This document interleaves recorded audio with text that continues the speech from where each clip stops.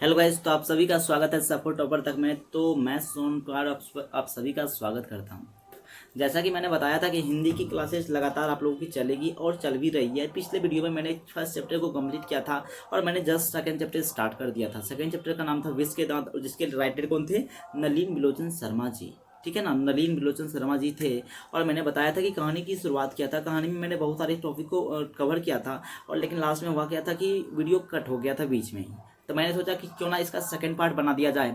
First part में तो मैंने आधा बताया था कहानी और सेकंड पार्ट में मैंने सोचा कि आधा कहानी कंप्लीट करवा दूंगा तो वीडियो भी छोटा हो जाएगा और आप लोगों को समझने में भी थोड़ा आसानी रहेगा। तो इसलिए मैंने सोचा कि ये वीडियो मैं बनाता हूँ।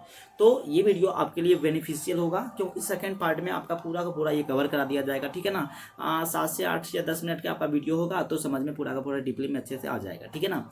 तो सबसे पहले कहानी को स्टार्ट करने से पहले मैं 2 मोटिवेशन कोड बताता हूँ ताकि ऊर्जा आए आपके अंदर और पढ़ने में आप इंटरेस्ट बना रहे लगातार 10 मिनट तक। ठीक है ना। तो देखिए, मैं सुनिएगा 2 मिनट।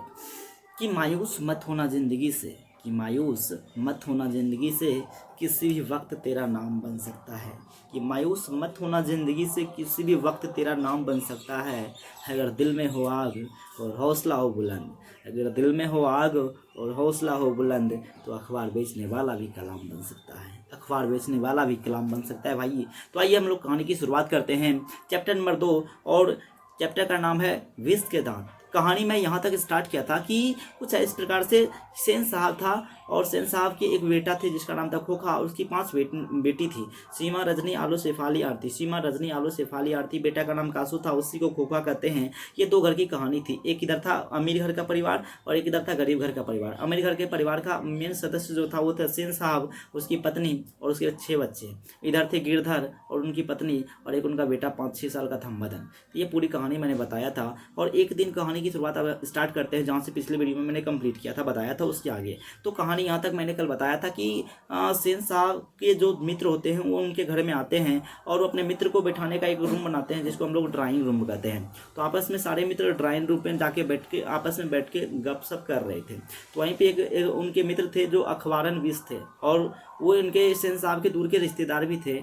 तो आपस में सब लोग बैठ के बातचीत कर रहे थे और वो जो थे उनके दूर के रिश्तेदार, वो उनका एक छोटा सा बच्चा था जो कि सेन साहब के बेटे मतलब कासू से भी छोटा मालूम पड़ता था। लेकिन उनका तरीका, बोलने का तरीका, रहन सहन का तरीका एकदम अच्छे थे। और कुछ मित्र ने उनसे पूछ लिया था कि आपका बेटा तो स्कूल जाता ही होगा। तो उसने कहा हाँ जाता तो है। बस ये बात बताने से पहले ही सेन साहब स्टार्ट हो गए और सेन साहब अपने बेटे के बारे में बताना स्टार्ट कर दिया। हम अपने बेटे को इंजीनियर बनाएंगे, इंजीनियर बनाएंगे। यही बात वो बार बार दोहराते थे जो कि मतलब बार बार ये अपना बेटे के बारे में बड़ाई करना चाहते थे। तो फिर उनके बाद वो उनके जो दोस्त थे, ठीक है ना, तो दोस्त बताए कि मैं अपने बेटे को ऐसे तो मैं बनाना चाहता हूँ उसको जेंटलमैन, लेकिन वो अपने इच्छा से जो भी मन करना चाहे वो बन सकते हैं, कोई दिक्कत नहीं है। मेरे तरफ से फ्री रहेगा कि वो कोई भी चीज़ बन सकते हैं और मैं, लेकिन मैं बनाना चाहता हूँ जेंटलमैन। तो ये बात सुन के वो इस बैंक पे ऐड कर रह गए थे सेन साहब जी। तो उसके जस्ट बाद अब दूसरा दृश्य यहाँ से स्टार्ट होता है। स्टार्ट ये होता है कि अब यहाँ से देखिए कहानी में ट्विस्ट आएगा कि अब क्या होता है कि बाहर से शोरगुल का आवाज़ आ रहा था। तो सेन साहब के कानों तक वह आवाज़ गया। सेन साहब वहाँ से उठकर जाने की कोशिश किया, प्रतीक्षा व्यक्त किया कि मैं थोड़ा बाहर से देख के आता हूँ कि क्यों शोरगुल हो रहा है।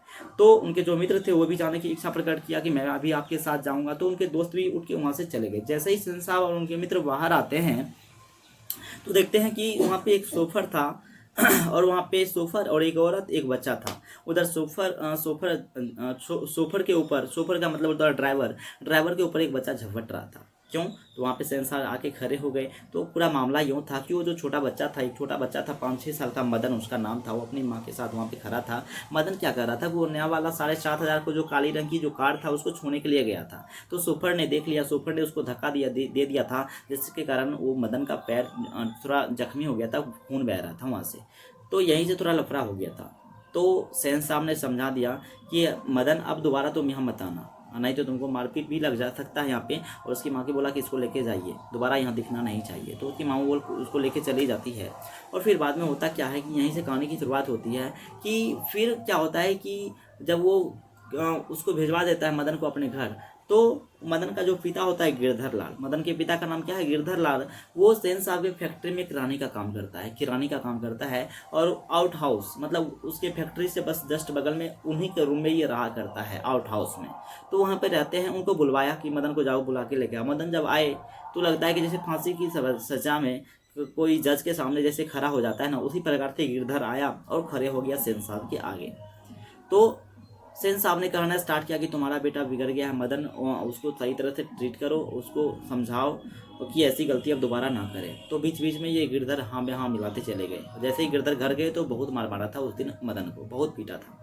उसके बाद जस्ट कुछ देर बाद ही गाड़ी के पीछे से खट खट की आवाज़ सुनाई पड़ी। तो सेन साहब और उसका शोफर दौड़ पड़े कि क्या हो गया, अब कौन आ गया। जैसे ही जाते हैं तो सेन साहब उस बच्चे को गोदी उठा के लेते हैं, क्योंकि वो उसका बेटा खोखा था, खोखा मतलब कासू था। तो उनके दोस्त भी दौड़ पे रहे कि देखिए ये क्या कर दिया बच्चा ने क्या कर दिया, पीछे का जो हेडलाइट होता है उसको फोड़ दिया था, ठीक है ना, चकनाचूर कर दिया था। और इस बात पे उसके पिता पूरा हंस रहे थे, सेन साहब हंस रहे थे और अपने दोस्त को संबोधित करते हुए बताए कि देख लिए ना, ये कासू का हरकत, कासू अभी से ही इंजीनियर बनने का इसके पास लक्षण दिखता है, अभी से ये इसके बल्ब को फोड़ कर देखना चाहता है कि आखिर इसके अंदर है क्या। और उसके दोस्त तो थोड़ा आश्चर्य उनको लगा कि भाई एक बच्चे ने थोड़ा छूने के लिए आया तो उसको मार के भगा दिया और इसका बेटा ने हेडलाइट को फोड़ दिया, फिर भी कोई फ़र्क नहीं, और कहता है कि इंजीनियर बनेगा ये आगे चल के। तो मतलब ये फ़र्क दिखता है एक छोटे बच्चे में, गरीब बच्चे में, एक अमीर बच्चे में। उसके बाद क्या होता है कि जस्ट कुछ देर बाद ही एक और आदमी होता है, उसके दोस्त होते हैं, ठीक है ना। तो दोस्त जो होते हैं उनके टायर को दोस्त अभी जाने की इच्छा प्रकट करते हैं। जैसे वो जाने के लिए अपने गाड़ी के पास जाते हैं, देखते हैं उसका चक्का पंक्चर था, एक चक्का। तो उनको आश्चर्य हुआ कि चक्के को पंक्चर किसने कर दिया। उसके बाद वो सूफर को बोलते हैं सेन साहब सूफर को कहते हैं कि थोड़ा जाओ उस दूसरे चक्के को भी देख लो कि क्या दिक्कत है वहाँ पे।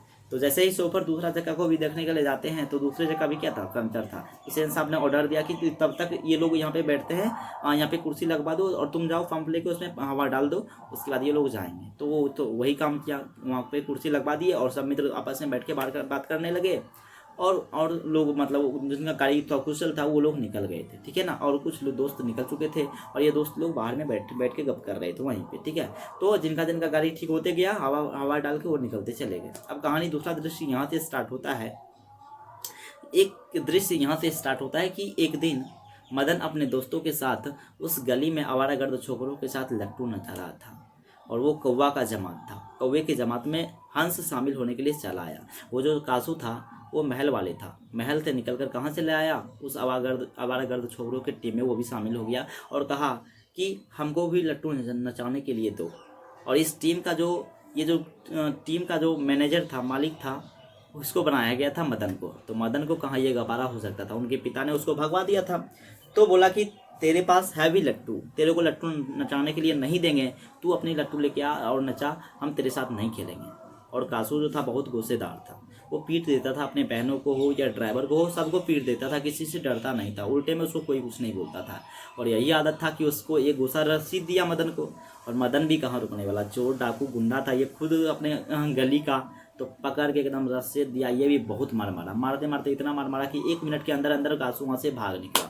इस बात का पता उसके पिता सेन साहब को लगा, तो सेन साहब ने गिरधर को बुलवाया और गिरधर को नौकरी से निकाल दिया।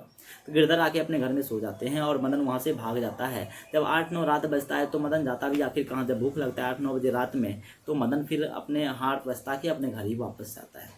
जब घर वापस जाता है चुपके से घुसता है और किचन रूम में जाता है, वहाँ से चुपचाप खाना निकाल के खा लेता है। और पता चलता है कि आज तो हर दिन से ज़्यादा मार लगना ज़रूरी है, क्योंकि हर रोज़ अपने पिता से पिटता था, गिरधर से पिटता था मदन, लेकिन सोचा आज तो कुछ ज़्यादा ही पिटूंगा, क्योंकि आज हमने उसको मारा है तो आज ज़्यादा ही मार खाएंगे।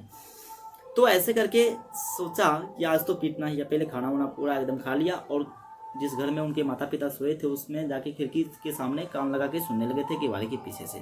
और उनके पिता ये बोल रहे थे कि हमको सिर्फ ये कहा है, सेन साहब ये कहा है कि अब तुम्हारी आज से नौकरी ख़त्म हो गया और तुम अपना रूम देख लो, मेरा रूम खाली कर दो और तुम अपना जाओ यहाँ से, काम से हमको निकाल दिए। तो मदन ये सारी बातें सुन रहा था। सुनते सुनते सोचा मदन कि मैं अब जाता हूँ सोने के लिए। जैसे सोने के लिए वहाँ पे एक चटाई बिछा हुआ था, वहाँ पे जैसे ही सोने के लिए जाता है तो वहाँ पे एक लोटा रखा रहता है। लोटे से उसका पैर टकरा जाता है और टन टन की आवाज़ सुनाई देता है। ये आवाज़ सुनकर उनके माता पिता गिरधर लाल बाहर निकलते हैं और देखते हैं कि वहाँ पे कौन है, मदन है। तो मदन तो डर के मारे सहम जाता है भाई। तो जैसे ही सहम जाता है, इनको डर लगता है, तो उनके पिता देखते हैं और ये कांपने लगता है डर के मारे मदन।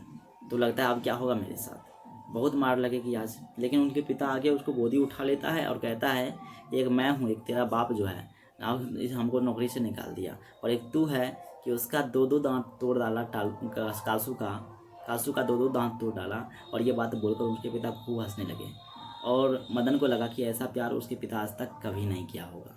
और कहानी यहीं पे जाके एंड हो जाता है, ठीक है ना। तो कहानी अच्छे से आप लोग पढ़िए, अगर अच्छा लगा हो तो सब्सक्राइब कीजिए, और लग रहा है कि वीडियो पूरा फंस रहा है, ठीक है ना, तो फिर भी किसी तरह से आप लोग वीडियो देखते रहिए, ठीक है ना। मिलते हैं नेक्स्ट वीडियो में, तो तक के लिए जय हिंद जय भारत।